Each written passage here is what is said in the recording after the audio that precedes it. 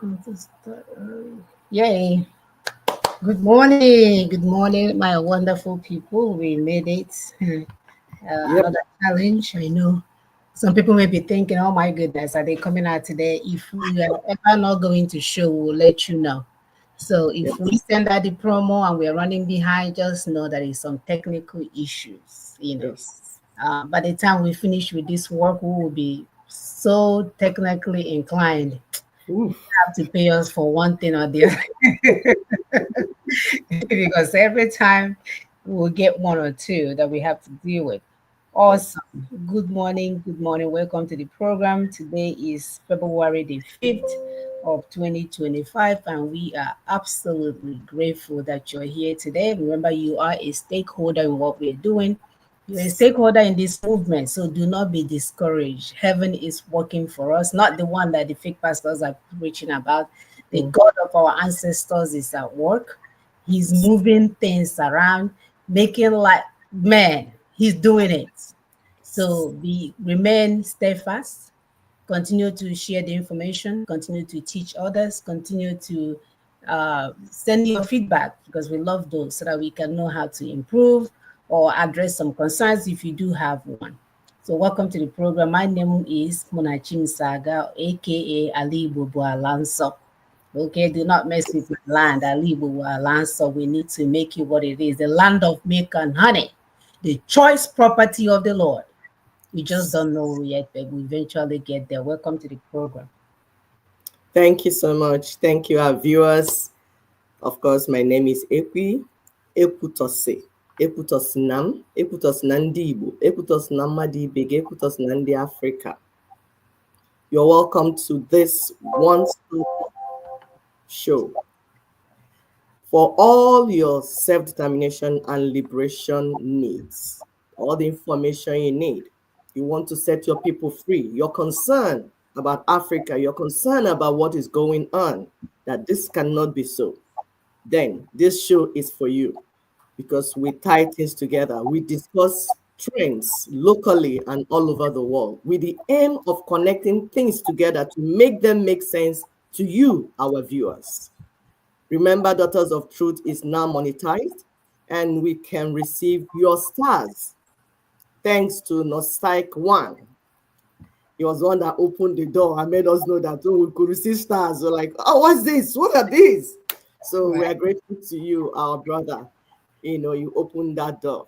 So giving us stars, we enable you to push and promote this show for more people to see it. So you see, you're a powerful member of this team, a member of this team for truth, peace, and progress. We are doing this together. Thank you.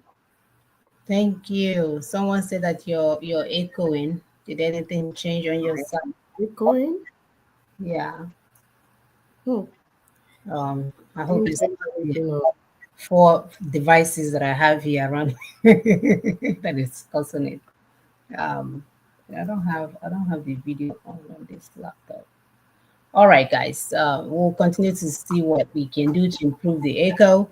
Continue to help us to continue to share. So I'm gonna turn on the music while we share to others.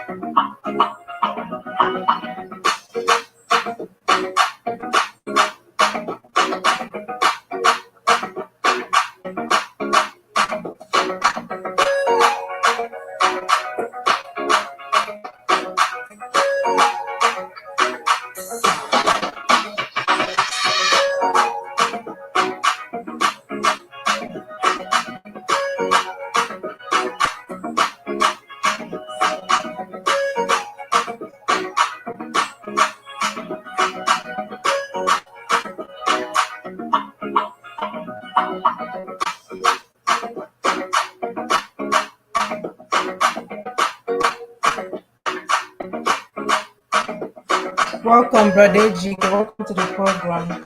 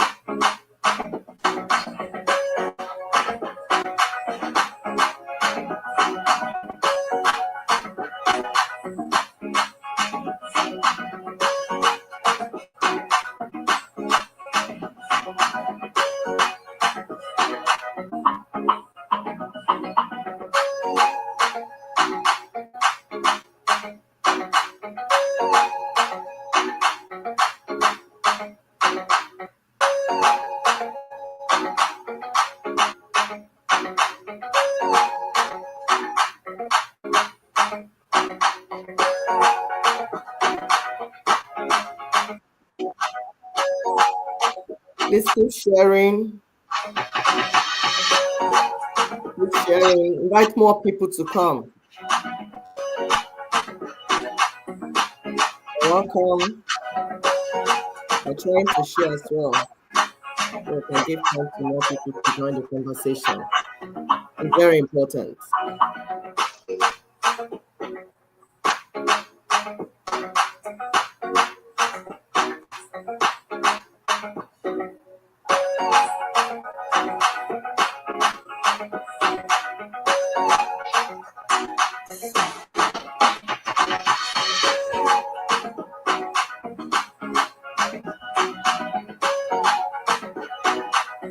Welcome.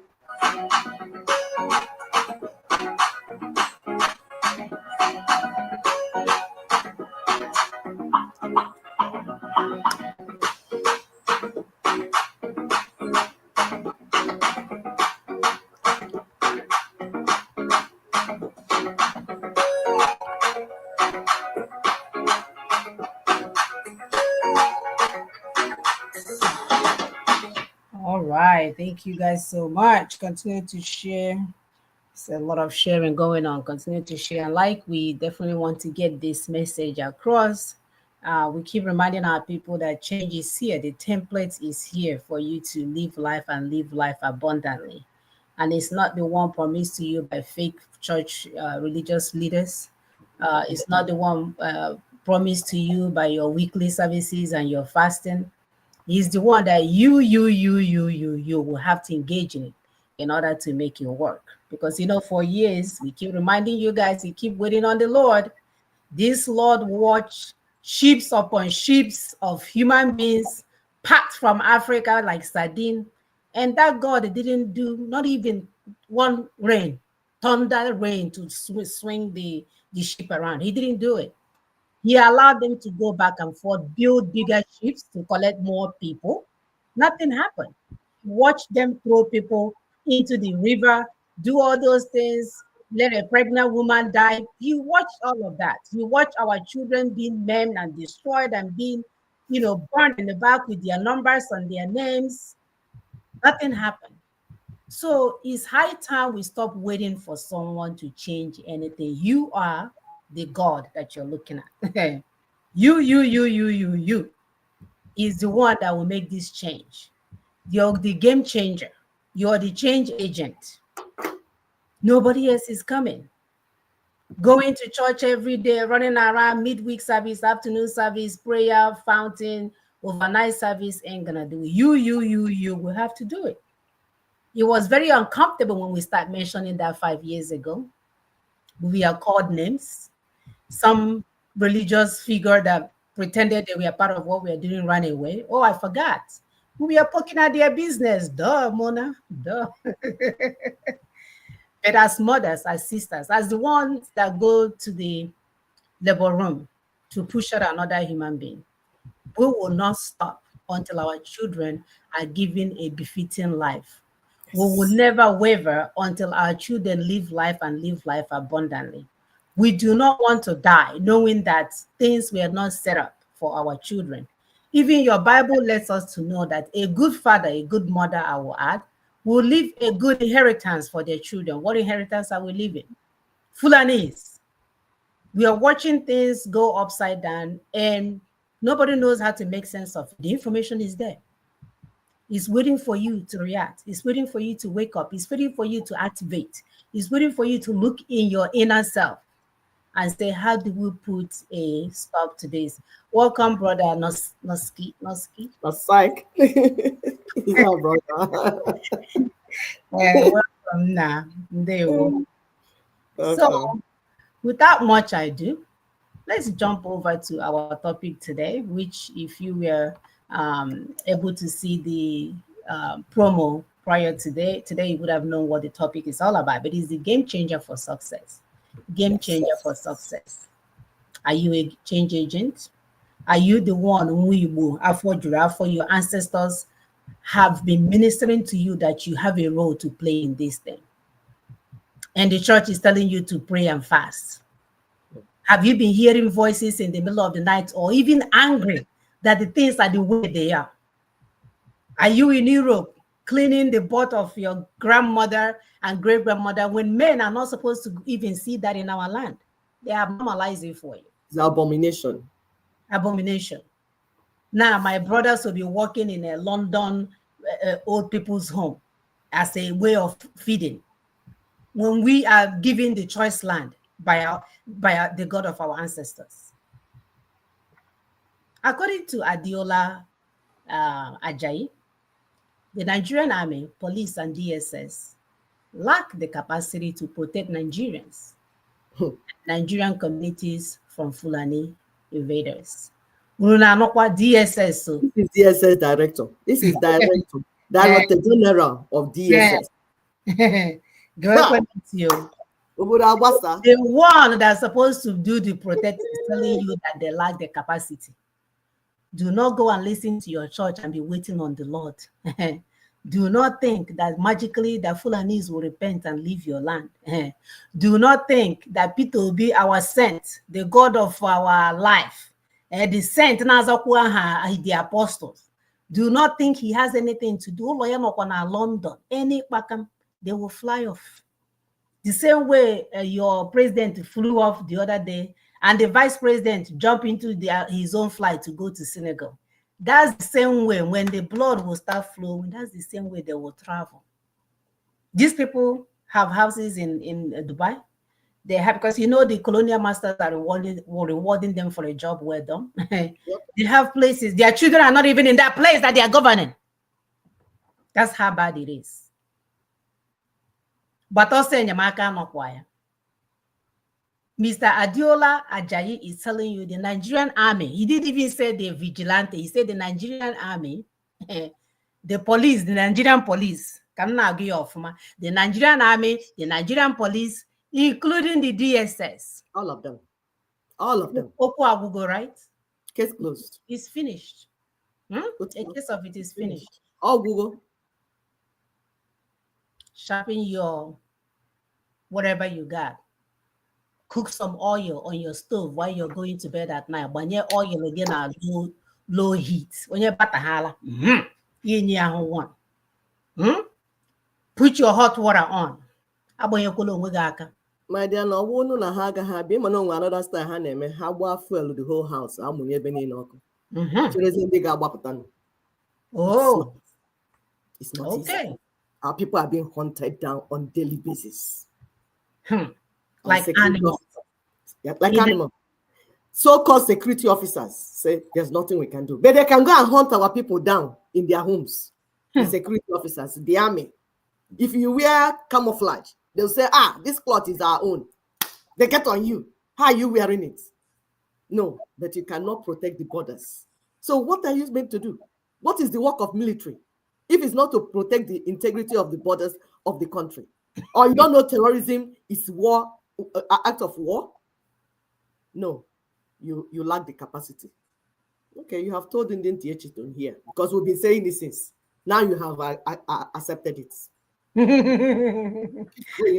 is not the time for you to grow fast stomach. Okay? Begin now to do push-ups. Begin now to learn how to become the man that you're supposed to be and the woman that you're supposed to be.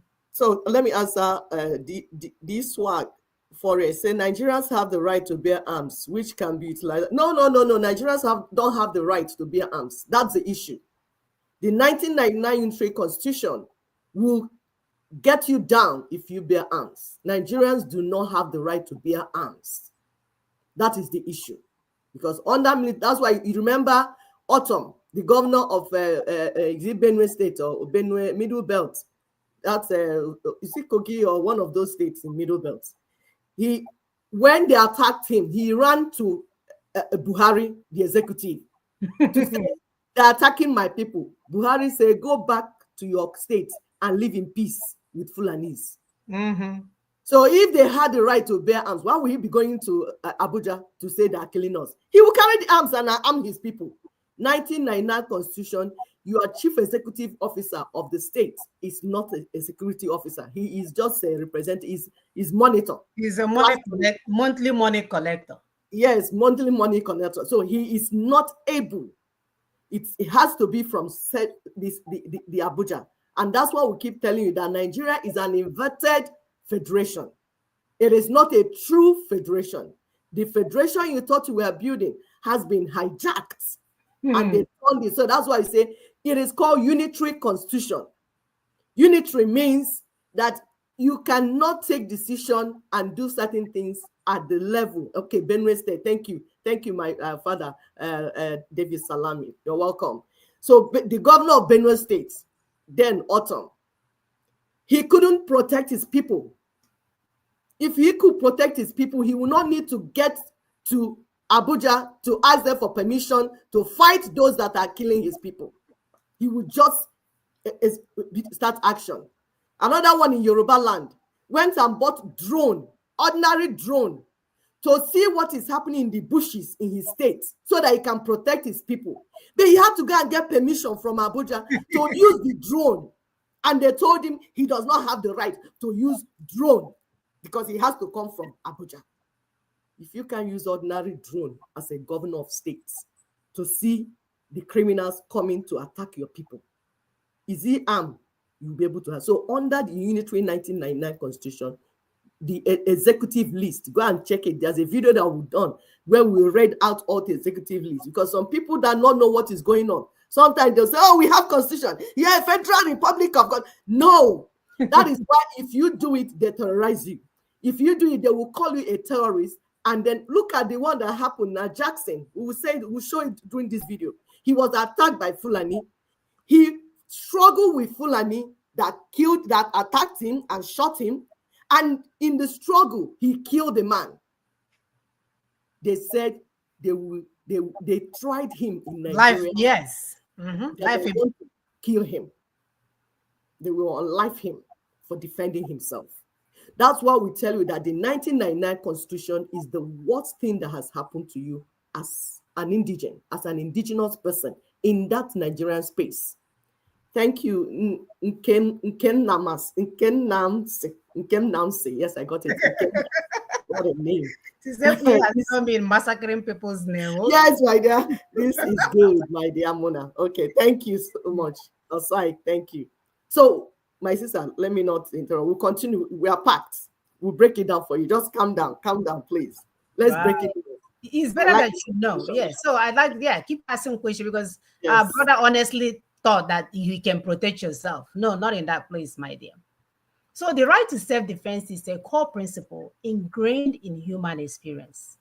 The instinctive and legal ability to use reasonable force to protect oneself, to protect your loved ones or your community from imminent danger. In a country where every fabric of our society is increasingly threatened by foreign invaders, this right becomes a matter of urgent necessity, you would think, right? It is not a privilege, but rather a fundamental right that should be granted to every citizen, especially those who face daily violence and destruction. But what are we seeing? In Nigeria, this basic right has been systematically stripped away by 1999 Unitary Constitution, like my sister said. The exclusive list, again, we have a video that mentioned that whole exclusive list, which centralizes power in the hands of federal government, has disarmed the indigenous peoples, leaving them vulnerable to those who seek to overrun their land. At the same time, it has ensured that the Fulani herders, the marauding Fulani herders, often described as invaders, are not only armed, but they are protected by every structure in Nigeria today. This paradox is a glaring indictment of the system that claims to protect our people, but we know in reality that it's not happening. So it is important to recognize the severity of this issue across Nigerian community. Every life on our ancestral land for centuries are now under siege. As we watch, we are seeing villages that are being razed to the ground. Women and children, our elderly are being slaughtered without mercy. And the funny thing, they have the impetus to video this and send it out for us to watch. We watch them destroy our properties and our livelihood. Yet, the very institution meant to defend our people, meaning the army, the police, the DSS, they are not willing to help, or they send you a memo that they are unable to stem the tide of violence. Now get your quiet here, figure out what to do for yourself. They have told you you can't arm yourself, they figure it out. In some cases, they are complicit. They leave the citizens to fend for themselves. Even when they are in a dire situation, the response from the government has been shockingly inadequate. Instead of addressing this crisis and dismantling the unconstitutional framework that allows this injustice to persist, the political class, the saints, all of them, they remain entrenched in a mindset that continues to uphold this constitutional book of hell. In fact, they take oaths to preserve the Constitution because this loyalty that they have is not for us. It's all about Nkeha. It has never been about the people's safety or their well-being. So as a result, we now have a powerless citizens that are left to fend for themselves. As if it's not bad enough, the likes of Mbaka and all of them will be asking you to pray. Remain quiet, just be praying. God will do it for you. The God of Abraham and Sarah and them more will do it for you. The only remaining option for many is self-help. The right to arm and protect your communities. But when you think about it, in a country plagued by corruption and emergence of rogue warlord, this can be a dangerous and unpredictable solution. But do you have a choice? The situation has reached a critical tipping point. The indigenous communities whose land are under siege and whose lives are at risk have decided they can no longer wait for the government to come and save them. They have sent a clear message to the state executive. We must act now and protect our people, or what you see is how it's going to be. We have to defend ourselves. So this is an urgent call for everyone to wake up. You pretending like you don't know what is going on, you collecting your 401k and siding them on the side and checking to see if it's growing because you know how to run a business. This is the time for you to join what is going on. This is not about rebellion or defiance against anyone. It's about survival. It's about the inherent right of all our people to live in peace without the constant threat of violence and destruction. The indigenous people have borne the brunt of this violence for far too long, and it's time that we react and begin to listen to their pleas for justice and equity. So today, we will show you the steps because we have sent out memos on what we need to do in a time like this. We will discuss how you must take charge of your space. We are also going to share and show you how to equip and protect yourself, because at the end of the day, it's all about our lives. Even the rich are not exempt from this. That's why they already have a ticket, first class ticket to fly out. That's why while they are ruling you, their children are overseas. It has never been about you. It's all about what they can get out of it. And we need our people to wake up and join this movement. Thank you. Thank you, my sister. Thank you, my sister. I'll thank you, Ara Mere Ume Ugoji. Our brother Tony, you're welcome. You're welcome. We like the conversation because it's interactive. We say, please follow our discussion. Usually what we do, we bring facts to you. We are not here to do lies, propaganda, or no. We research, get facts. There are things you know. You think you know. But there are caveats in those things that you don't know how they're affecting you negatively. And that's what we tell our viewers.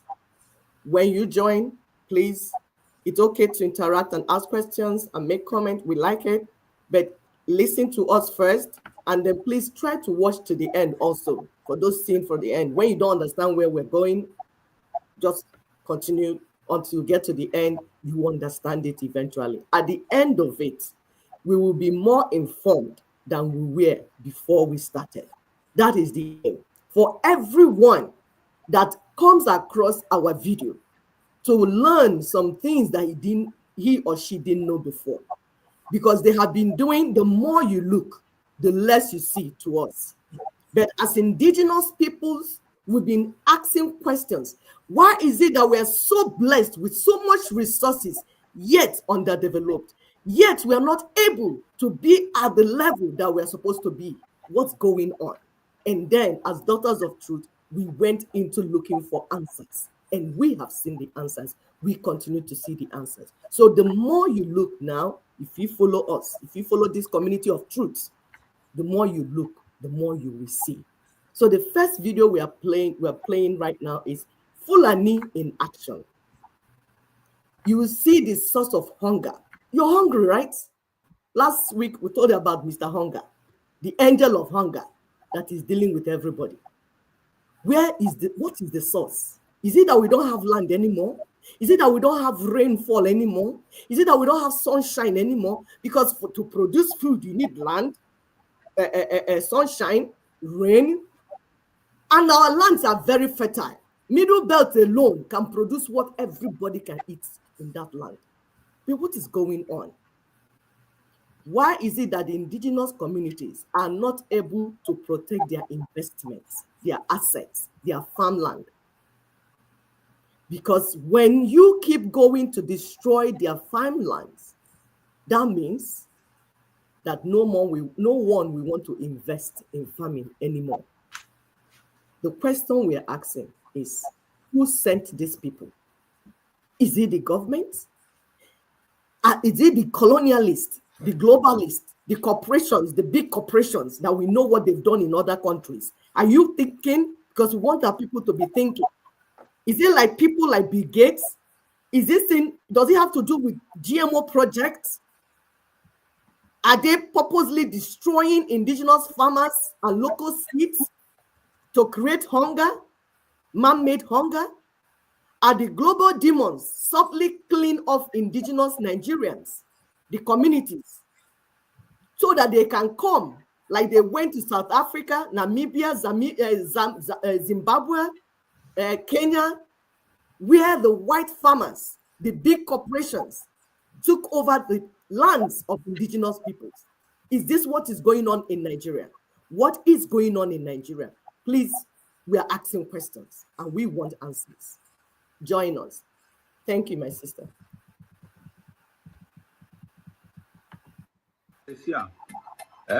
Some of us, they feel less concerned, especially those people in the city. All these ones no concern them. But if you reach you today, it will reach you. But should you get family for home? Get family home. Don't worry. Since we no one put mouth for what is going on. And all of you, this thing na person farm this where you suffer. Some of them they borrow money from bank to farm, so that after the outcome of everything, they will return back home and use the small income and keep life going. Or this is see what human being like me and you, see what they are doing to someone's farm. You see, as you are keeping quiet, if this thing happen to you, how are you going to feel? Because the more we keep quiet, it is coming. It will reach everybody. Don't worry. As they happen to another person and you keep quiet. Now when you go touch you, you go cry. If you touch you, you go cry. I keep bringing updates to you people. Make sure you share this video. Share this video so that everybody will see this video. All right. We know that this has been going on and it's still going on. We actually had a sister that came on this show that left UK to come and invest, and they totally destroyed her farmland. Sister, go ahead while I pull up the next video. Oops. Yes, our sister Ndidi, all her retirement, all her savings, she put it in her life because her dream was to come to Africa from UK, retired police officer, London police, to come to, after she even took early retirement to come and invest. And then everything just went down like that. And then tomorrow somebody said, let investors come. Where exactly? These people make leadership look as if it's impossible. The only problem is the 1999 Unitary Constitution, because that constitution tied the hand of everybody so that stupid people will just be in charge. And you just get one stupid person, and people like this will just negotiate with them and then start doing whatever they are doing. So please listen to this conversation. It's very important, because on this platform, we told you truth speaks. We are not here to castigate anybody. We are here to make our brain work. Listen, we will come again to converse. Just a quick question about farming. You both have talked about how digital technologies, from mobile phones to sequencing genomes of seeds, could play a very big role in farming in Africa. How big of a role do you see farmers playing? How is this going to play out? We are quite focused on smallholder farmers, because the predominant number of Africans farming today are smallholder farmers, and they're on pieces of land that are less than 2 hectares. So it's quite a small farm. There are agro dealers that exist in these countries. We need to get that network up and running, just like we've got the vaccine network up and running and getting vaccines out, getting up and running. So they're teaching people proper planting, proper fertilizer, proper irrigation, and getting them new seeds as they come out. There's fantastic technology going on for pest-resistant seeds, for drought-resistant seeds, flood-resistant seeds, as the rains come at different times. And so as people are educated about them and they start to see their neighbors getting, a third more yield off their farm, they say, I want those. So getting those systems up and running. Again, one of the most promising places we see that happening is Ethiopia today. They really have gotten their infrastructure and agriculture working. And that will lift up not just farmers on their own farm, so they have more to eat, but they can put it on the local market, and it lifts up the economy. There's been talk of gene editing and really getting high tech with seeds. Of course, there's some controversy over that. How big of a role do you think technology and gene editing may be used to really tackle the food problem? Yeah, what are called GMOs are done by changing the genes of the plant, and it's done in a way where there's a very thorough safety procedure, and it's pretty incredible because it reduces the amount of pesticide you need, raises productivity, can help with malnutrition by getting vitamin fortification, and so I think for Africa this is going to make a huge difference, particularly as they face climate change. The increased productivity and resilience of the seeds, most of which will come from the new scientific techniques. So the gene editing just allows that to be done in a more precise way than it's ever been done in the past. So it'll accelerate the rate of innovation. Do you think there's a certain naivete that without that it could be done anyway? That I mean, you've seen the results on the ground of conventional. The Africans, it's up in the air, and Kenya just approved BT maize. The Europeans have decided they don't want to use it, most of them. They're not facing malnutrition or starvation. If they want to pay a premium for food of a kind, it's not a huge deal. The US, China, Brazil are using these things. And if you want farmers in Africa to improve nutrition and be competitive on the world market, as long as the right safety things are done, that's really beneficial. It's kind of a second round of the green revolution. And so the Africans, I think, will choose. And you put you on there. Stop nonsense. Criminals everywhere.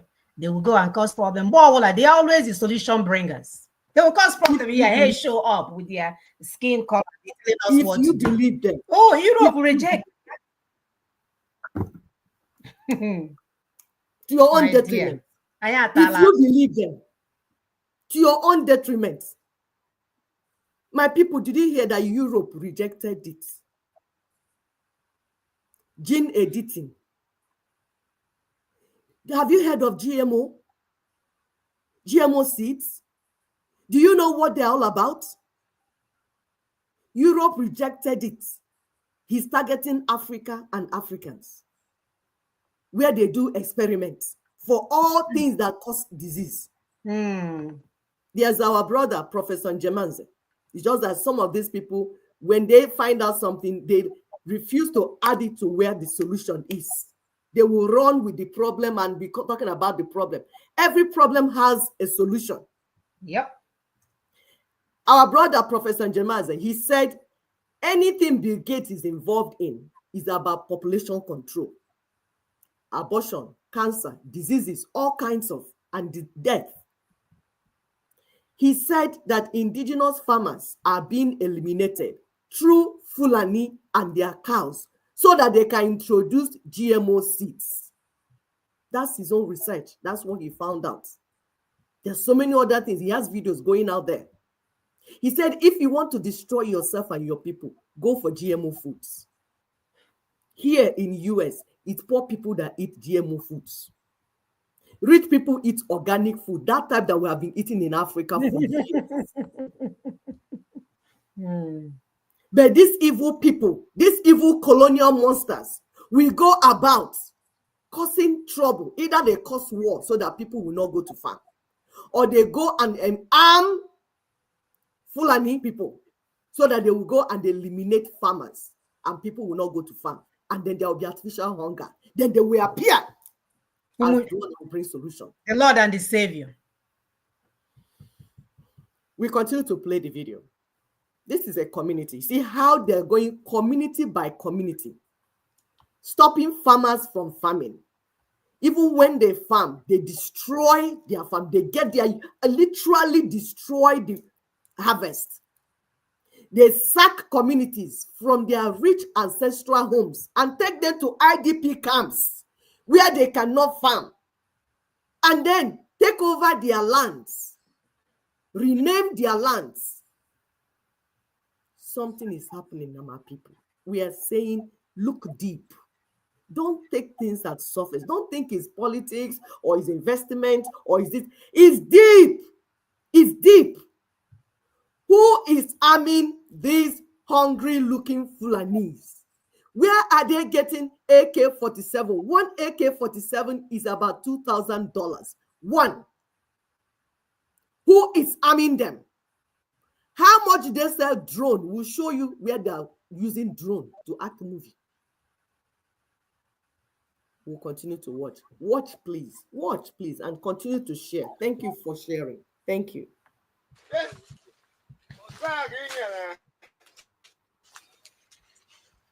See my farm, see my farm.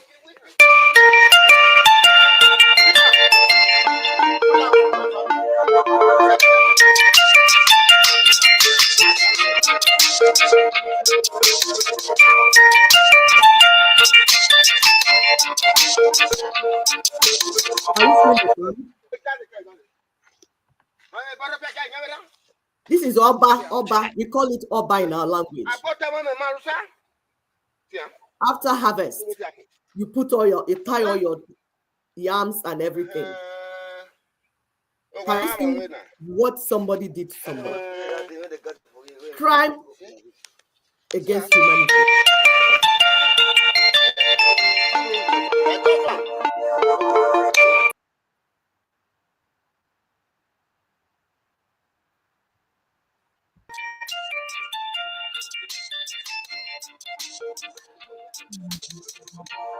Our people are frustrated. Our people are frustrated. This is the source of hunger in Nigeria. This is the source of hunger in Nigeria. Then who is doing it? Then DSS DG saying they cannot do anything. Have you seen it, my people? Are you seeing it? Government, we will go to register from Fulani. May they go to register from Fulani before you for Edo State. Oh, Monday Bible. I beg you, we say you go help us now, make a vote for you. Listen to me. It is not about voting. With my age, this is Edo State. Fulani confirmation. Huh? Is good? So we've seen it. You've seen it. You've seen this destruction. This is just one farm. This is what is happening in entire communities. All the indigenous communities, the ones that we can bring here. By the way, we thank those that are sending these videos to us because we are not on ground, but we have people on ground. They send these videos so that we can send it out to the world for people to understand what is exactly happening. Because people will go out there, the politicians will go out there and lie and say it's farmer headers clash. How? Who is clashing? Okay, if they are clashing, what is the work of the police? But we are under a siege, under attack, serious warfare. This is not anything that anybody is thinking about. This is another video we're going to bring up. So local Fulani herders, or now they're calling them hunters. You know, we knew them as terrorists. They say, no, they're bandits. Okay. They began to kidnap our people. Now they have become hunters. They are hunting in the forest on the main road. Hunting human beings. Yes, they are hunting human beings. Going with drones now to hunt. What a psychedelic hunting. What an international type of hunting. How can? Where did they get the drone from? If you watch this video, you see the drone. For what purpose? What is Nigerian government doing? What is the Nigerian government not telling Nigerians? What is going on? Stay with us. We are not here to lament. Remember, we tell you on Daughters of Truth, we are not lamenting. We are here to bring truth and connect things for you so that it will make sense to you. At the end of the day, we'll tell you what the solution is, what we are doing, where we are going with it. We are not here to lament. We are not afraid, though. We are just putting our facts on the table. Those that are seeing this video for the first time, please calm down and watch. We are bringing our facts. We are going to bring our solution to you. Thank you. فاستجب لنا داءنا فاغفر اللهم لنا ذنوبنا وإسرافنا في أمرنا اللهم اغفر للمؤمنين والمؤمنات الأحياء منهم والأموات اللهم اقسم لنا من خشيتك ما تقول له بيننا وبين So معصيتك you can see the drone up there, and these are people they have assembled, ready to receive instruction to move. So they are working with some people that will tell them when to strike, how to strike, and when to escape. So people that have told us in Yeah, but communities the have given us government information. drone though. Yeah? You said? Mm-hmm. You No, I what? said the governor has to go to, the governor will have to go to Abuja to get a permit, to get a drone. Of course. So the people that have from the communities that have told us, they said they will be there shouting, because sometimes they send letters to communities to tell them we are going to come to you on Thursday, so time. These people will start sending messages to the stupid so-called security officers. We are going to be under attack.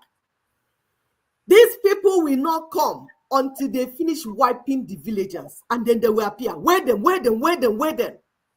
You see the work of the drone and the communication and everything. So they have gadgets. They will tell them this is when to attack. And then when the security, they call the security, as they're about to come, they say, we're about to come home. Can you leave the place now? Have you finished cleaning all of them? Is everybody down and out? He said, yes, sir. It's okay, move. We're coming from the west so that we can act the drama. It's well coordinated. What we're trying to bring to you on this show, that these attacks are well coordinated and they have purpose. It is not just anyhow. So that's why we're not treating it anyhow. We, the people, we, the indigenous peoples, are not treating these attacks anyhow. We are following bumper to bumper. We are going to pull up another video for you. Situation report from Edo State after Fulani attacked villagers. Because of community guidelines, we have to put something to block it. But we have this video. If you want it, you just send us a message. We'll give it to you. Evidence. We are showing the world evidence of what is happening.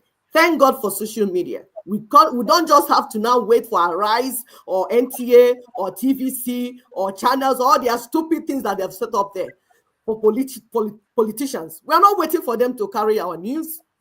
Our news is getting to international world, and they are hearing, and we are in negotiation with all the people that matter. So we are not here for lamentation. We are just pointing out to the people that are watching us, members of our community, because we have truth community. We present the truth to you. We present the problem to you. We present the solution and then tell you how far we have gone with the solution so that you can be part of the solution, not part of the problem. Thank you.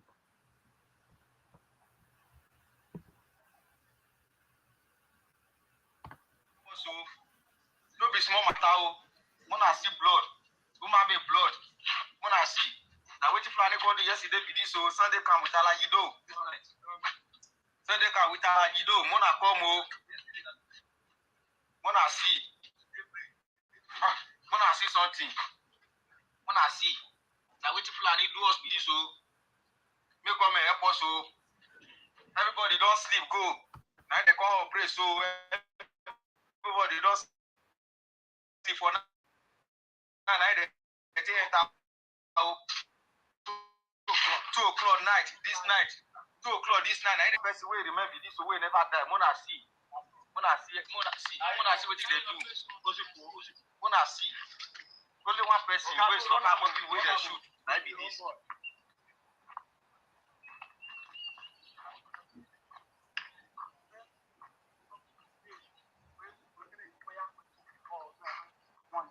Now people ask me this, so people inside the house, so. Isn't it funny that with all of these things going on, your so-called pastors, the billionaire, the private jet pastors, they are not speaking. They are not even asking people to come and take refuge in their church and say, okay, come and stay in the church campus until we figure out what to do. No, they are just quiet. Because they're partners. Okay. They're partners. the politicians. They are partners with the destroyers of the people. This is Fulani boasting. Fellow Nigerians, Kunchikutuma Buro Ubanku, is that clear? Yes, sir. Fulanis are the #1 citizens of the country, and you must honor them and honor their cow. Is that clear? Yes, sir. They will invade your farm, kill your wife, destroy the means of your livelihood, and there is nothing you can do about it. Is that clear? Yes, sir.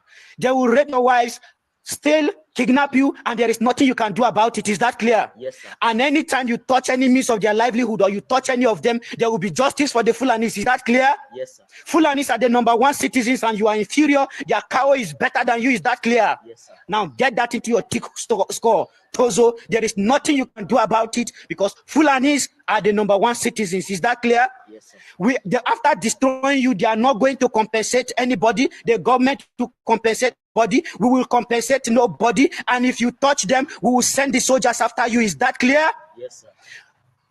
Is that clear? Yes, sir. Kachikutuma Buro Ubanku. Okay. Don't worry. We'll see how clear this is.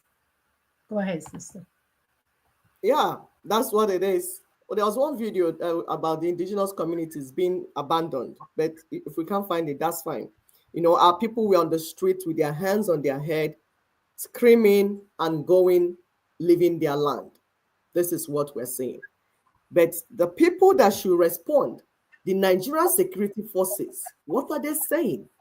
Let's listen to him. This is Mr. Ajayi.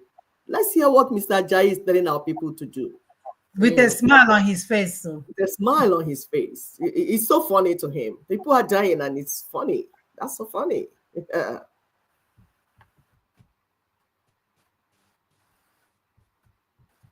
About the practical approach to mobilizing. When I was state director in Bauchi. Most of you will remember an incident in Azari. A group of terrorists, the Boko Haram, then had invaded Azari. They were shooting in an attempt to kidnap, and the community chased them. They killed some members of the community, but the community members killed all of them. The last guy, Khalid, climbed onto a tree and was firing. The community stood, they were resilient, and they killed Khalid. Since that day, there has not been one terrorist attack in Azari. As a matter of fact, the former head of state, General Ibrahim Badamasi Babangida, said, and I quote, if we want to stop or curb this terrorism, we should emulate the Azari example. Tafawa Balewa also happened to be a local government in Bauchi that was always in flames. And the people of Bogoro and some part of Tafawa Balewa, where the Sayawas are, rose up on one occasion. They knew their terrain better, climbed onto trees and mountains. When the invaders came, they did not only repel them, they seized their weapons. And since then, you can attest to it that you hardly hear about Tafawa Balewa again. No kidding. What I'm trying to say, the practical approach to mobilizing people is that you have to get everyone involved. You do not expect the Nigerian Army, police, DSS, to protect every Nigerian or every community. It is not going to work. And you guys see all the way. In the US, if you visit someone in the house, you will be shocked that when the guy hears a police siren, he will just pull his drawer, bring out his gun and keep it. So one of my hosts did that, and I asked him, why are you putting gun here? He said, well, if they are chasing someone and he enters my house, I'll shoot him first. And that is the layer we have to start thinking about. How can you create first line of defense? The military, police, and other security agencies are to deal with the bigger ones, the organized ones. But it is impossible for us to deploy to every community in the country. It is unimaginable by any security agencies that has the resources to do it. So as we live here, we all belong to one community or the other. What we have to start experimenting is how we can make the community to prepare first, if the first line of defense for us. General Wahab said it clearly. And for me, there are 3 takeaways from his lecture. By the way, the general and I were guest speaker at one program in our office, so I'm not surprised that his dexterity. He has developed some sort of expertise in what it is. But 3 things for me.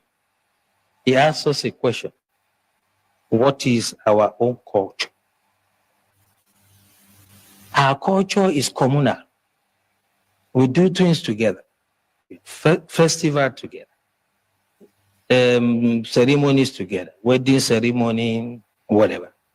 So why can't we fight some miscreants, some charlatans among us together? The community should say, you cannot come here. This is what Tafawa Balewa has done. If you go to that community... Because this video is entitled, this guy is mad. You have not given them AK-47 or 45 from Kuna. They don't have that. You're asking them to gather together the same way they eat rice and beans during wedding and go and fight people with AK-47. When you guys promise them that PVC will save their lives. So now we're asking them to gather as community and then bring which gun? You can't even get gun. You can't even get gun if you wanted to. Everybody's afraid because they will come for you. Oh, I forgot. Your children are safe. You have your own, Nigerian army behind you. So me, the nene that is in the village planting cassava, I should now gather myself to go and face those with AK-47. Who he called terrorists. This Ofun, this Banda, this Mwada does not know that terrorism is an act of war. Ask me, what is he being paid for? Is it not to protect this country, the state, the boundaries? No, he wants our villagers to carry stick. Like the church people told them to get PVC and fight AK-47. Mr. Ajayi, Director General, DSS. Well done. Good job. Good job. He did it well. Mumu Mwada Eziofia. You lack the capacity to protect Nigerians and Nigerian communities from Fulani invaders. Can someone tell this man that what is going on is not two fighting? It's not two people fighting, looking for meat to eat. It is the responsibility of the military and all the armed forces of a country to protect all the borders of that country. Terrorists are not hunters. Terrorists are not miscreants. You want to give community limited a weapon like stick and bottle to chase them away. Nigeria is a failure. And then he wants to tell them how it works in America. Yes. Comparing your terrorist Bambiza forest to when you come to visit someone, they will bring out a gun. Can you imagine? The one that you allow citizens to carry? Wow. America has a system. Uninformed and misinformed and disinformed and very stupid. America is practicing true federal system. That's why each state in America, they have the ability to protect the people. Crime is local. So they start from the local places to get the people protected. And then everyone is expected to carry arms. You can carry arms in Nigeria. Our brother said in the US. He's saying that the state is gone and finished. Yes, that's brother, all. That's exactly what he's saying. In a nutshell. Yeah, that's it. Because he's going to lose his job. So he's telling you, brothers and sisters, it's on your own. But perhaps you should go to church and pray more. Adiboye, put another service, Willow, Dilo, put one, so that AK-47 will start falling from heaven into our pockets. Yes, now the one blessing whatever. They're not saying 7 AK-47 chasing them, and then they say, "I'm a blessed. I'm a chosen." And then the AK-47 flew away, and then Lion followed it also. This is what we hear in a destroyed place called Nigeria.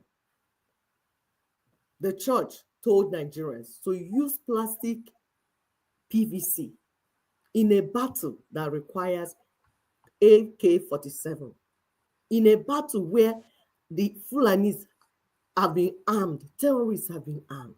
We say, why? Where are they now? The churches that people have been giving money to, paying tithes, that made you to go into a battle that you needed AK-47 with plastic PVC. Bishop Wale Oke said, our PVC, our votes are holy. We can't cast it for the swine.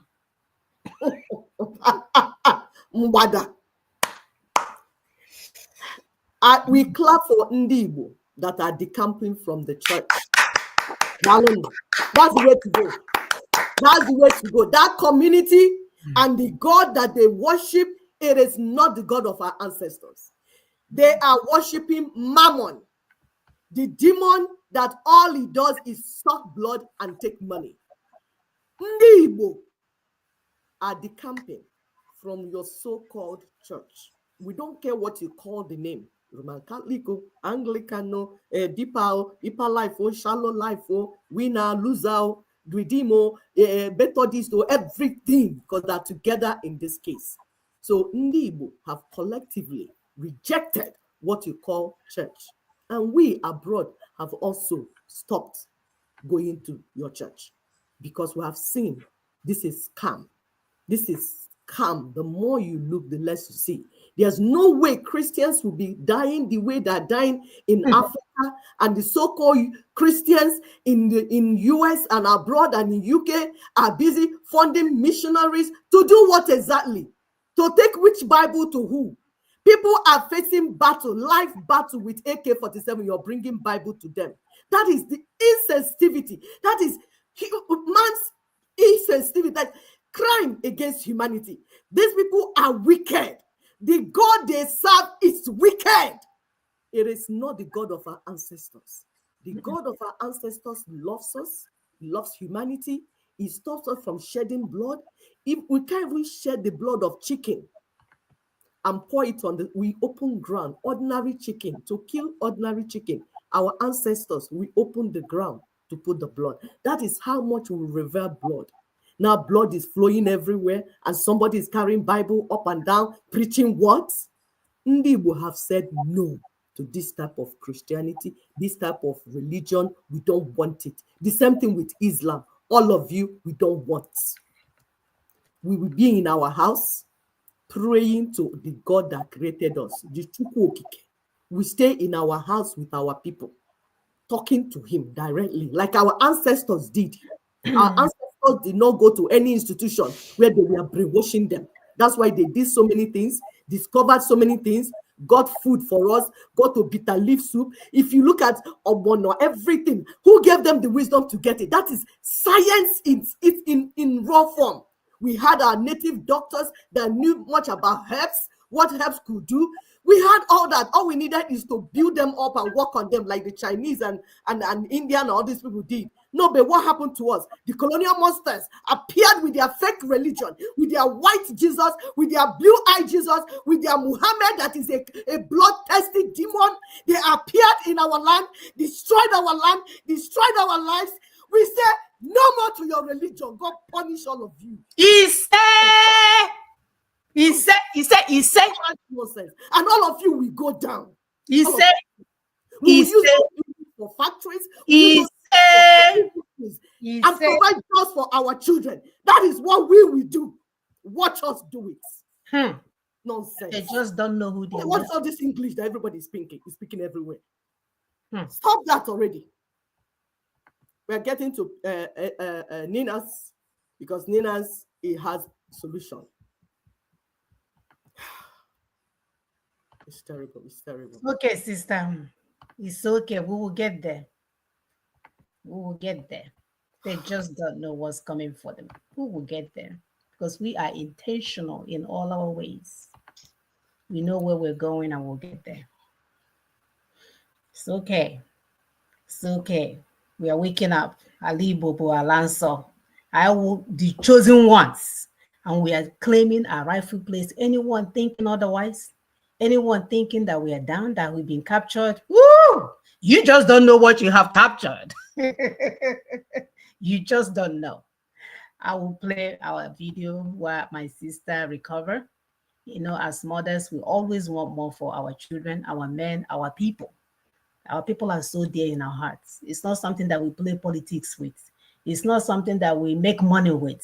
We come out and no, we are serious about wanting more for our people. We are that serious. You've never seen anything this consistent in your life. Look back, for the past 5 years, we have been consistent. Whether there is fire, whether there is hurricane, whether there is whatever, we said, okay, I got Garianisi.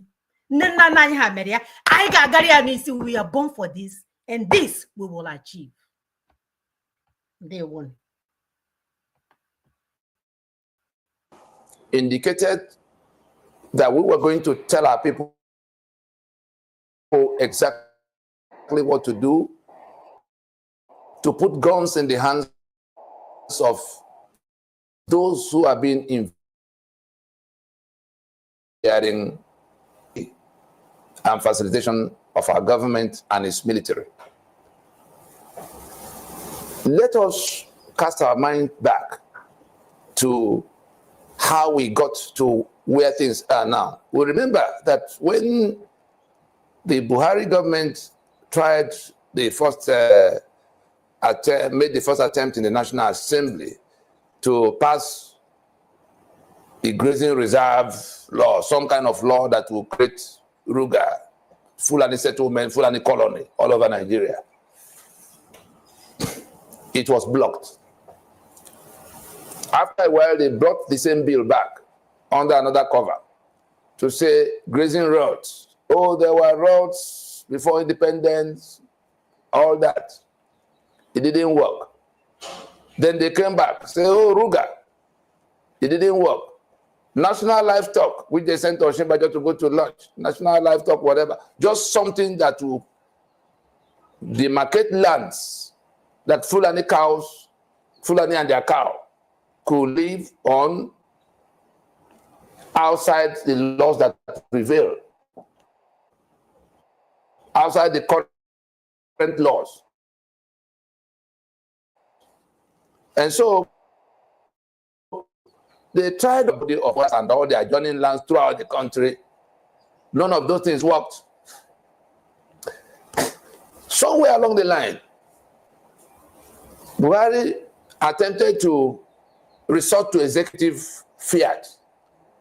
So by executive order, he said they should bring to him the file of all the grazing reserve so that without recourse to National Assembly, they will mark out those, lands, vast, swaths of land across the land. Of course, the people were already too alert to allow that to happen, because they actually went to some places to try to set up, having marked out on their papers where the lands would be. I remember they went to Benue and people came to chase them out of their lands, because under the Land Use Act, all lands vest, title to all lands vest in governors. The federal government of Nigeria does not have 1 square inch of land. the federal government of Nigeria does not have 1 square inch of land, all title to all lands vest in governors. Even the Federal Capital Territory is neither here nor there, because by the time we settle the larger question, the indigents of that Federal Capital Territory will be the one to decide who owns their land, except they give it up. The same thing that happened to everything done by decree since 1966 will happen to the title deed over the Federal Capital Territory land that the so-called federal government is holding. So back to the matter of how, where the Fulani marauders are currently operating from. Buhari then resorted to something worse. He sent out a signal. He sent out an order as commander-in-chief. You know, there's the office of the president. There's also the office of the commander-in-chief. Most of our people do not know the difference. There are things your president can do as president. There are other things he does as commander-in-chief. As commander-in-chief, he then issued instruction to all the military locations that the lands behind their, barracks and battalions and cantonments, wherever the military is stationed, that has land behind. Normally, they will have some bush behind the barracks where they do trainings or shooting range or all kinds of bush exercise in most of the military facilities. He then said that the Fulani herdsmen who are already here with their cows, who have been more or less challenged as they go about destroying people's farms, that those bushes directly at the back of those military facilities should be made available to the Fulani and their cows until the settlements are otherwise created by law. So since it is a military matter, they didn't need to talk to anybody else. So the barracks were all thrown open. The bushes behind them received all the cows. And in the process, people inside, the officers from that part, from the Sharia belt in the barracks, were now in direct, residential arrangement with the Fulani, who then keep their cows in those bushes. So those lands immediately behind the barracks became the first set of rugas across the country. We remember the incident in Kitikupa, where 31 buses or so came with people in broad daylight, young people, and the community people were,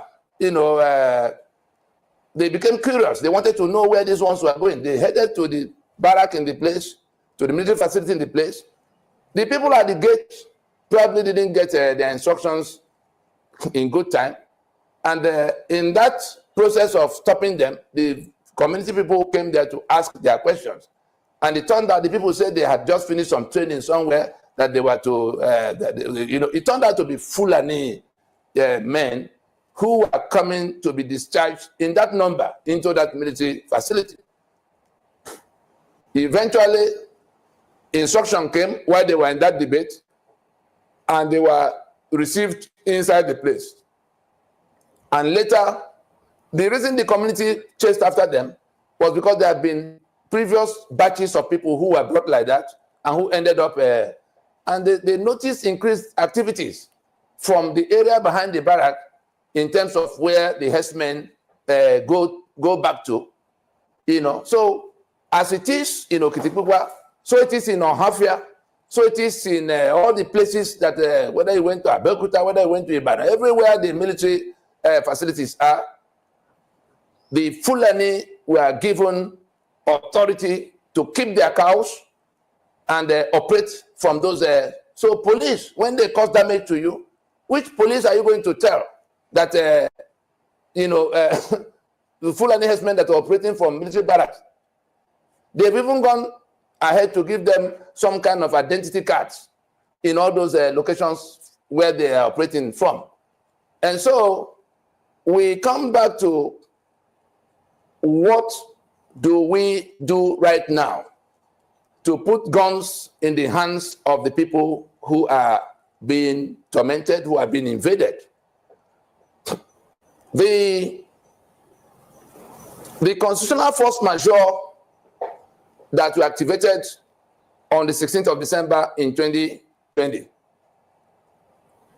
has gone through the implementation phases that involved enlightenment and mobilization, going towards enforcement now. And we have come to where we must activate the armed self-defense component of the self-determination that is being asserted. And how will it go? How was it designed to go? How can it go now? The governors will remember that on the 17th of April in 2021, after the 90 days had lapsed, the 90 days notice we gave to the federal government to come to the discussion of this union dispute raised. It lapsed on the 16th of March. So by the 17th, we then invited the governors to come in 30 days that followed to the discussion, because the federal government is on one side. The governors will either be on the side of their people in this debate or cling with the side of the enemy, holding that constitution as sacrosanct. The people have repudiated this constitution. I'm sure we remember by Solomon Assembly in Port Harcourt, 7th April 2015, that's the South and Southeast, or the old Midwestern region and Eastern region, the nationalities spread across those 11 states of now had gathered as ethnic nations in Port Harcourt to repudiate that constitution to the hearing of the whole world. On the 7th of September in 2017, the Yoruba did a similar thing. Yoruba Solemn Assembly at Adamasingba Stadium in Ibadan. Their governors were all present. Their traditional rulers were present, including the Oni, and all kinds of their political leaders, repudiating that constitution as basis of union for them. On the 18th of July in 2018, the Middle Belt did likewise. And so, having all repudiated that constitution, it is that constitution by its exclusive list that sequestered the control of arms to the government, federal government. It is that constitution that forbids the states from touching arms or ammunition. It is that constitution that put police and other security, army, and all the other things in between in the hands of the federal government exclusively. And so, the peoples of the land, the indigenous nationalities of Nigeria, in exercise of their sovereignty, have repudiated the constitution by which their sovereignty is confiscated and detained, by which they are exposed to this kind of danger of being killed because there's some federal government that has exclusive control over guns. And so, on the 17th of April 2021, NINAS then invited the governors to specific actions they must take after the 30-day consultation. Those actions, boil down to going to send bills to the state assembly, their state assemblies, because they have to be either on the side of their people who are being invaded and killed, or on the side of the enemy that is hanging onto that constitution as basis of union. Their people have rejected that constitution that tied their hands and removed guns from their hands. So the governors were invited to now step up to fill the gap. The federal government, the complicity of the federal government is no longer in dispute. Danjuma told us in March 2018, that the government of Nigeria was complicit in the invasion that was going on, that people should get ready to defend themselves. Again, we had the privilege of going to Washington to share with those who are fighting with ISIS, to say that ISIS is now in our sub-region. In fact, headquartered in our country, and that our president and commander-in-chief seem to be their chief host. Of course, things have happened to show abundantly that there's complicity. Otherwise, who pulled out the soldiers that were guarding Kuje prison 24 hours before this last assault? What was it, the terror, the demand of the terror attack, the people that attacked the train between Kaduna and Abuja? What were they, what was it they were saying about some promise that was made to them that must be fulfilled concerning land and all kinds of other things? So it's no longer in doubt that there is complicity of the government of Nigeria and its armed forces, organized by the Fulani, controlled by the Fulani exclusively. And so the governors were invited to send bills. In the last broadcast, we said, if our people will listen to us now, we will tell them what to do to put guns in the hands of those who have been invaded legitimately. Mm-hmm. The governors must now, this is now marching order from the owners of the sovereignty. The governors must now step into that role of filling the gap, since the federal government is not coming to defend them. Right. All right. We'll make some comments and then we'll restart the video. Yes, please continue to share, because we are now entering in this thing that we're doing. We're entering where there will be specific instruction for people to carry out. We have seen that the federal government is complicit in the attacks against the indigenous peoples in the Nigerian space. We are no more guessing. It's no guessing game anymore. But you know what? Nina's proposition is the game changer for our collective success. We are able to do it. So it's no more lamentation, because many people are agitating, crying. That's not the solution. You have cried enough. You have lamented. I know sometimes we get emotional, because what was done to us is just too much. So this marching order is from the owners of the territory, the owners of the land. What to do legitimately to put guns in the hands of those being invaded and slaughtered.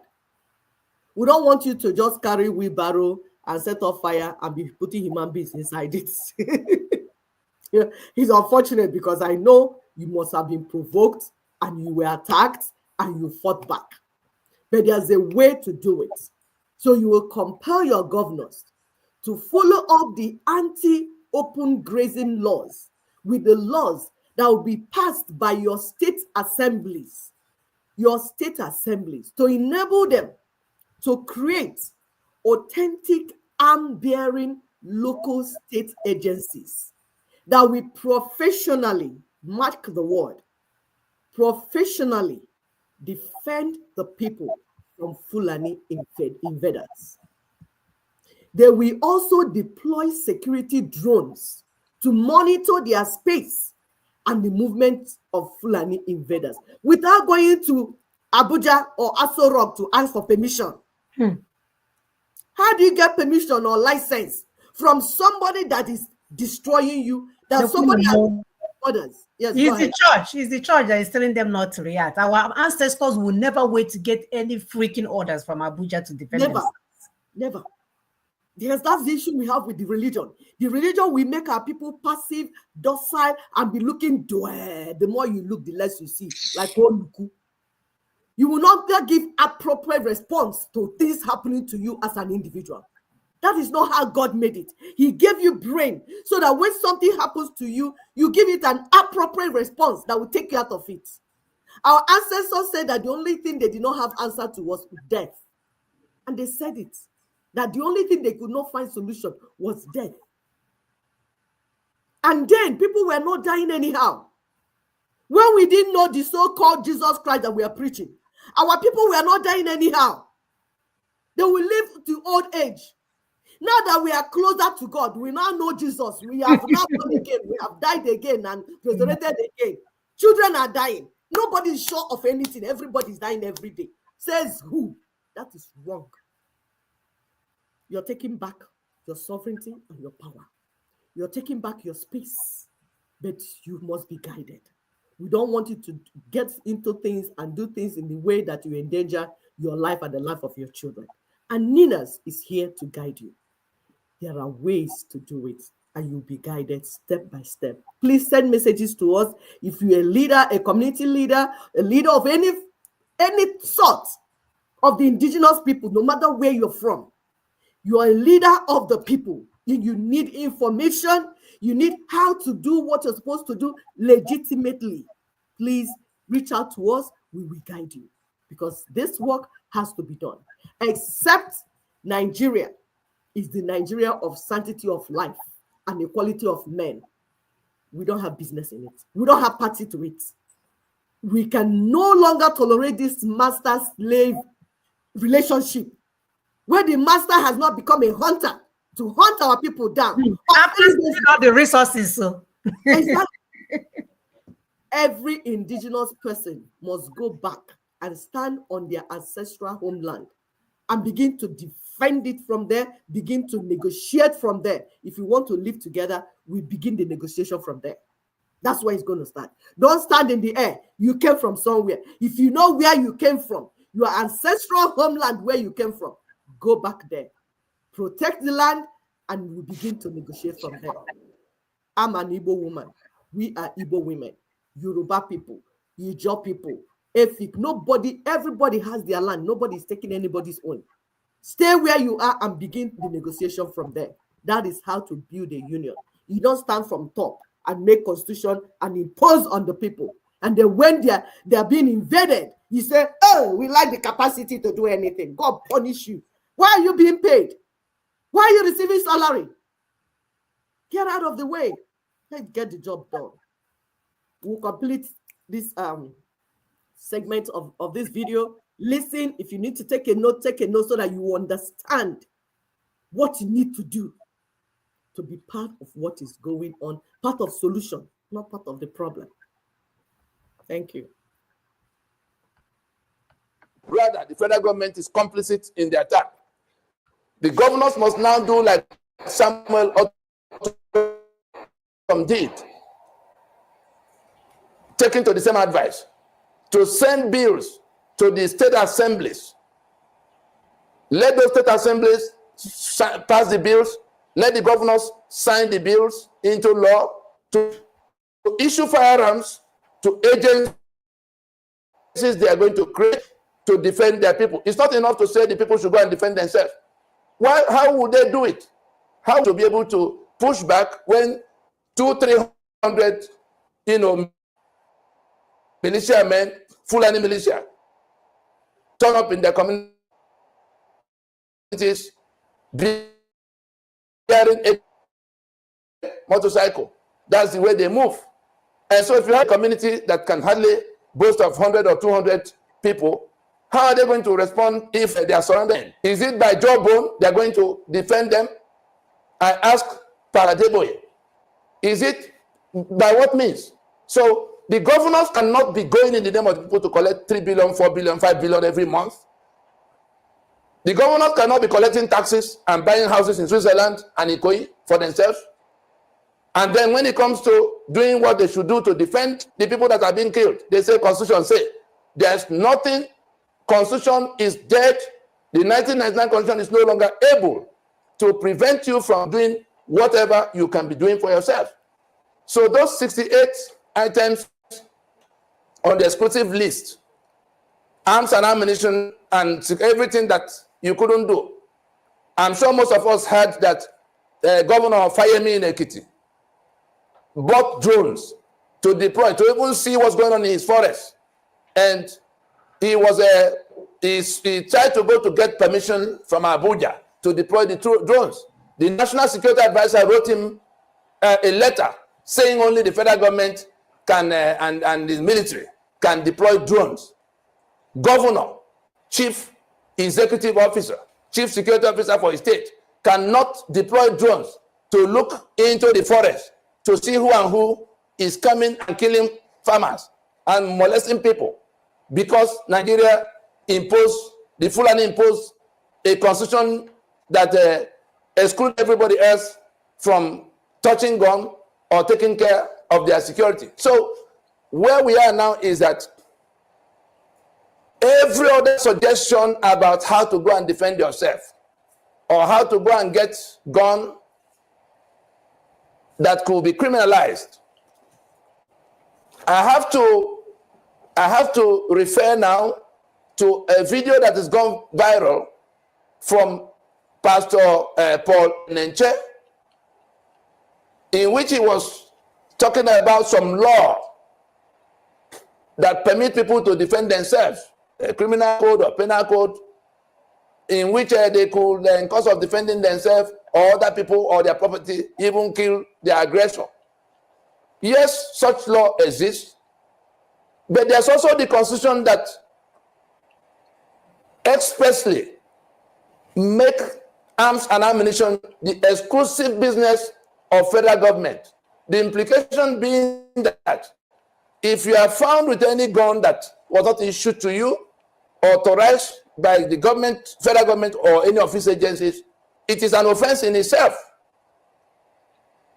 There must be some mediocre lawyer that has come to, make that suggestion that there is a law under which people can, because people who listen to it will think, oh, let's go and get our gun and wait. Under the Constitution that supersedes all the laws, because that's what Constitution is, it overrides the other laws. The Constitution says only the federal government and its agencies can carry arms or authorize or issue arms. Any gun not licensed by them becomes an offense if found with you. And so it is not enough to say go and defend yourself. It will be the wrong law to cite that people can go and get gun because some laws say, where the Constitution otherwise. You are endangering the people who will listen to that instruction, to that advice. We have also heard it from a few other places where people are imagining that they could just go and get gun, everybody get gun. No, let that energy that is being used to pursue PVC now. Election is 2023. You are being, distracted from the invasion that is going on. Mm-hmm.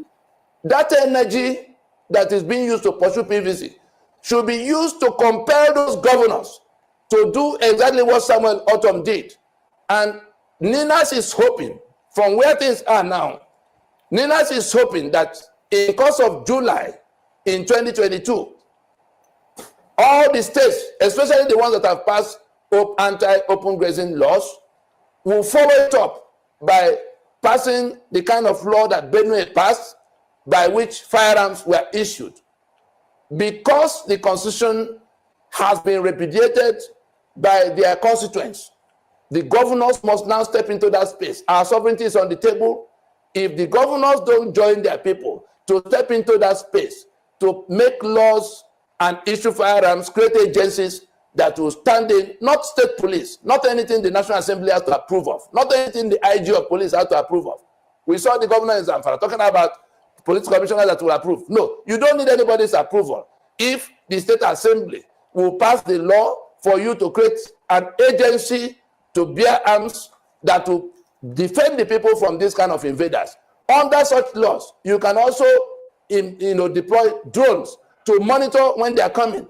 If you do not step into that role now, the terrorists, the militia, the Fulani invaders are going to step into it, like we have seen in Zamfara, where they control about 7 local government areas now collecting taxes. You cannot say you are governor and this kind of a thing is happening, and we have this kind of opening in which the constitution that have been repudiated, you are now citing it as treason. Why you can't? So you are standing with the enemy if you are not standing with the people. So we are inviting everybody concerned to realize that we can put guns in the hands of our people. We endanger them if we ask them to go and defend themselves. The general overseers that are saying these things are surrounded by mobile policemen and soldiers, large numbers in the place they live. But they ask villagers whose income cannot even buy one rifle, How are they going to, you know, more or less coordinate themselves to be able to become any kind of resistance to this kind of invasion we see? They come on motorcycles.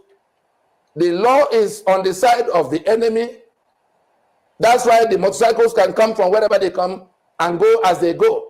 We saw the other time that people tried to chase after the ones who invaded them, and military helicopters turned up in Southern Kaduna. Military helicopters turned up in the sky and cleared out the villagers so that the invaders can escape. So it is a choice that has to be made now, that those governors must now be on the side of their people to send in bills to the state assemblies, pass it into law, sign and issue firearms.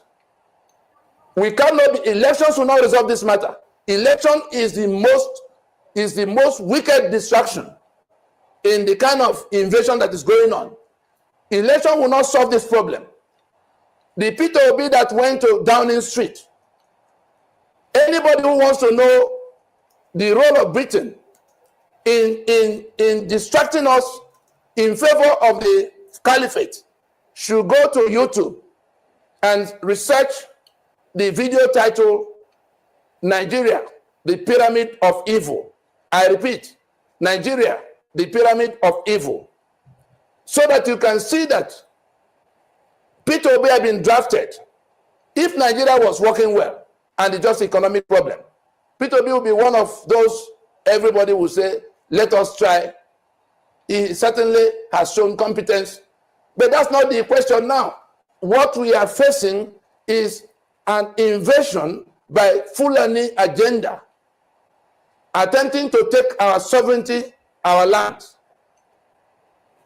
If we do not find a solution to that problem, and we're talking about economic reconstruction, when the land might have been taken by the Fulani, in any event, I listened to Peter Obi on Arise TV. The reason I'm calling him out is that the young people who are going about pursuing PVC in the hope that the election of Peter Obi will solve all these problems, I'm just pointing out to them that this aspect is not covered by what Peter Obi is advertising is going to solve.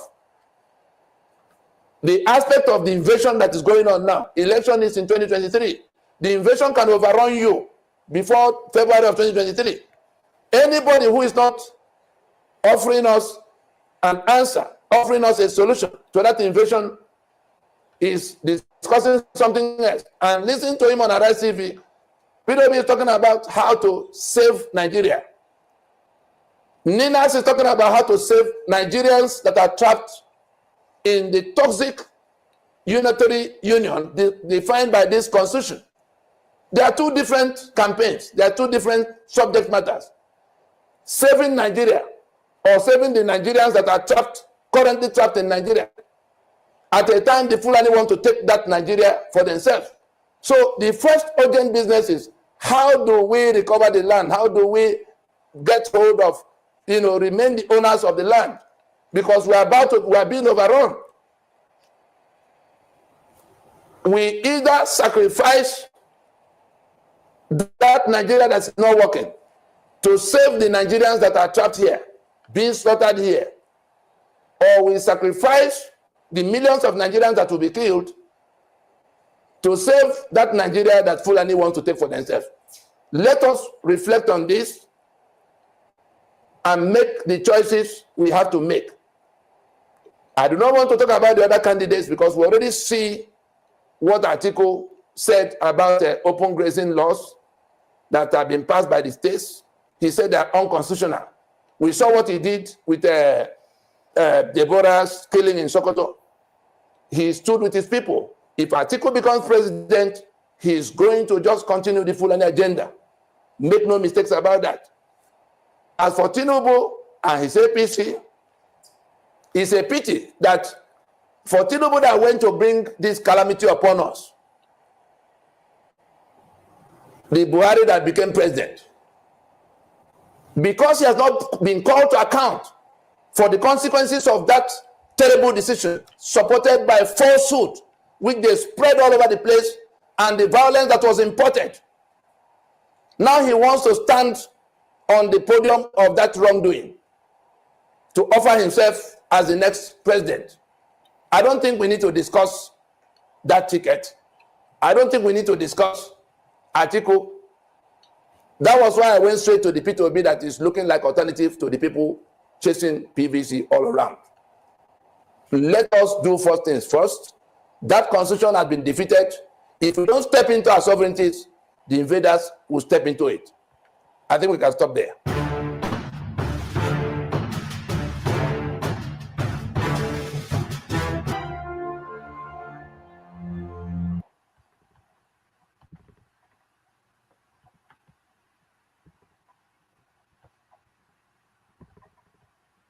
So you guys have heard. We posted the term because sometimes people hear this constitutional force majeure, they call it majora, whatever. We just wanted you to maybe perhaps understanding from a simplistic form that basically what we're saying that we are no longer under the influence of the so-called Nigerian government. So anyone waiting for them to give you authorization to do something, you're just basically waiting for our people to be unalive. That's basically what you're saying. We're saying that it's time for you to take care of your space, meaning where you are, like my sister said, your ancestral area. It does not belong to Nigeria. We never even gave them permission to in the first place, right? Because we've read the constitution for you, we the people. We've never we the people anything with them. These are a bunch of criminal gangbangers banging in a hotel room, coming up with terms to meet their own political gain in your name. And you heard this for the first time. You didn't say get in our field. Signature. No, I forgot. Oh, we have to go to midweek prayer. Holy Ghost Fire Night is coming next week. My uncle is the one holding me hostage.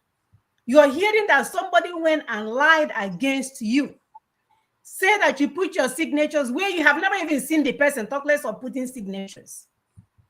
And your church, the holy church that tells us about righteousness, didn't say, this is the biggest fraud of the century.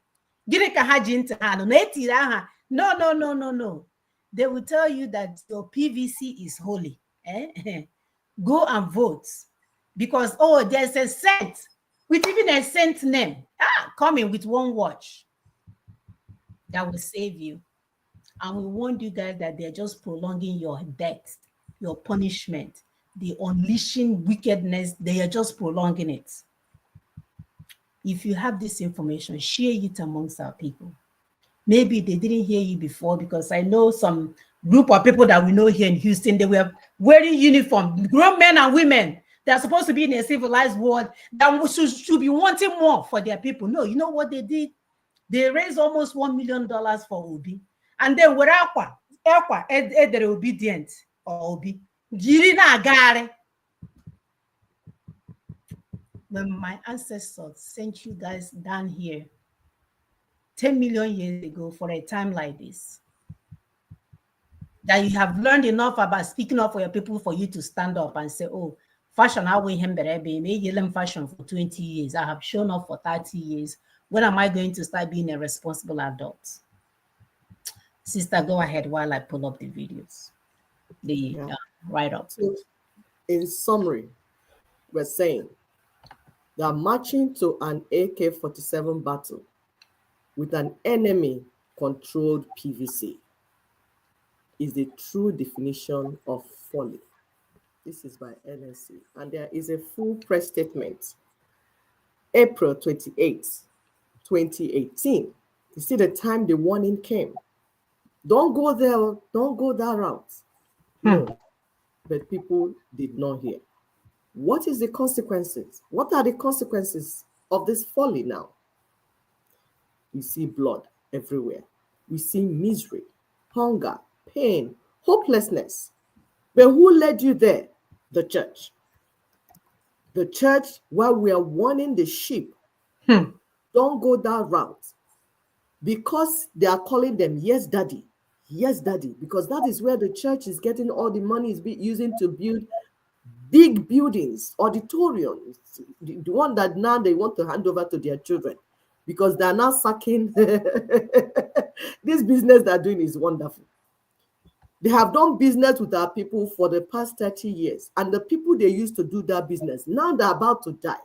These papas, Adeboye, Obododag, they are now sending all of them away, sacking them for any reason, stupid reason. They will sack them. Why are they sacking them from everywhere? Because they want to hand over to their sons and their children, because it's a private business, like we told the people. So these people and the politicians have been doing business together. And then they drag our people to the election to vote in that stupid election and see what is happening. So we're saying that this poverty is by design. The poverty you're seeing is by design.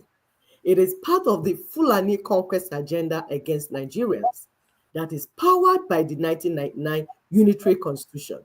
So you see, it is stupid choice to prepare for 2027 again, 2027 national elections.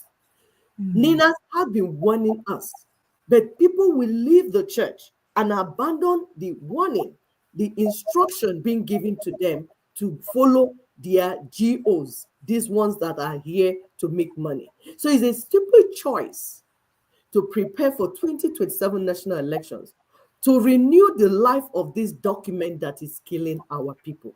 We can terminate it by transitioning for constitutional reconstruction. That's Now. what we're saying. Now.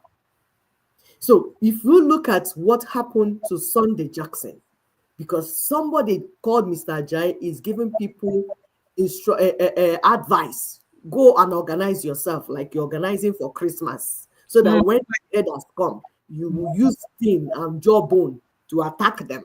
Or better, you can ask them to eat rice with you. Exactly. Sunday Jackson, an Adamawa farmer, sentenced to death by the Supreme Court of Nigeria for successfully defending himself against a Fulani headman on 27th January 2015, who had trespassed on his farm and attacked Sunday. By stabbing Sunday and wounding his leg, intending to kill him, Sunday fought back and overpowered the Fulani the attacker, who died. What did Nigeria do? They sentenced him to death. So should we listen to DSS Director General Adiola Ajayi and defend ourselves? Then, if we are successful, the Supreme Court will sentence us, our people, to death. Which is what they're going to do. Which is what they will definitely do under the 1999 Constitution. Some people are therefore asking, how can we defend ourselves from Fulani invaders that are under government protection? The government is protecting the Fulanis and they're attacking you. How can you defend yourself? What we are seeing is deadly confusion brought about because Nigeria is a union that had not been negotiated by the ethnic nationalities, the indigenous peoples, but it is imposed via the 1999 Unitary Constitution, foisted upon Nigerians. It is an unworkable union that must get renegotiated. That is, by transitioning now for constitutional reconstruction instead of preparing for 2027 national elections. Our sister Ndidi wrote. So, Ninas, through Tony Nnadi, is saying the Fulani conquest onslaughts and Tinubu's state capture gambits are both enabled by Nigeria's unitary constitution. Nigerians in this danger and chaos can end the trauma by taking down that constitution. Shutting down the voyage to 2027 election is the strategy for ending that trauma. The choice is yours. Yep. Thank you. Solution on the table. solution. Sister, go ahead. I'm sorry. I was excited about the right. I'm done. No, I'm done. The choice Right. is on the table for our people. Yes, go ahead. Yes, We are yes, done. it's your choice. If you want to continue to pretend like you haven't heard, you better go and start searching for information. Go and do your research. And all research in the propaganda, the research that will lead you to the right information. Because if not, the funny thing about all of this is that your lack of knowledge or lack of awareness will not stop you from bearing the consequences. The God that you serve will not say, oh, they are in the forest eating apple, they didn't know. As a matter of fact, you guys will be the first victim because we're not a forest. So there's no nature there that will stop anybody from protecting you because you were a lamb, right? You're a lamb that's supposed to be protected by the shepherd. No, baby. You're going down. So we can no longer afford to pretend not to know what's going on. For some of you that we have called in the past to speak to your group, he said, nah, and the group I know building everyone got a lot here and there. They come to your building, you shall see now. The template is on the table and the choice is yours. Pat will tell me, because I hear Nazagan with his hypothyroidism going on. Mind you, go and look up the signs and symptoms of hypothyroidism, you can see the man is demented. For his own thing, he will take you guys down to the election poll again because that's what they do. They will come to your churches, they will bring their, their men, they will show up and you guys will be dancing that the criminal came to your church this weekend and this and this. Guess what? Your blood for their gain. Your blood for their gain. If you want more for your children, if you want more for a future generation like we do, join the struggle. Join this model. It's moving fast. There's a template on the table. It's internationally recognized and compliant because some people will use no. Thank God na igoro akwụkwọ. And akwụkwọ anya tata ya na akara. I ain't here to intimidate our people and come here with and pronounce ourselves as doctor. No. Our sister, mothers, aunts, your wonderful neighbors. We just want you guys to get the information that you need so that we can live life and live it abundantly, not fake, not in our Gobi and our Mapo, not in our law. When you go to your own father's land, you'll be like, oh my God, am I going to get kidnapped? Or you even stay home. You will sneak in and sneak out. Nobody will know you came home. It's no longer okay. When I was loud, when I was I was saying, with no fear. Because I am an obodo like our forefathers said, our land is our land, so that's God's own choice property. Yes. I don't care what anybody says. It may not look like it now because of the mess you guys have made there, but that land, when you really go back and sit and think about it, you will know that you are so loved by whatever it is. There's something out there. That's why we want to reclaim it. That's why we'll reclaim it and restore it to its lost glory. And there's nothing anybody can do about it. You can't stop it. You see? So, brothers and sisters, remain safe, be kind to each other. Stand up when you see something going wrong. Speak up. Protect our children, whether they are yours or some other person. Speak. Protect our children everywhere we see them. And devil has no choice. Whatever has no choice. I don't even want to call devil. I thought somebody told me he left the business. Evil human beings have no choice. Yes. So we will do this. No fear, no shaking. Until next week, brothers and sisters. Take care. Bye. Bye.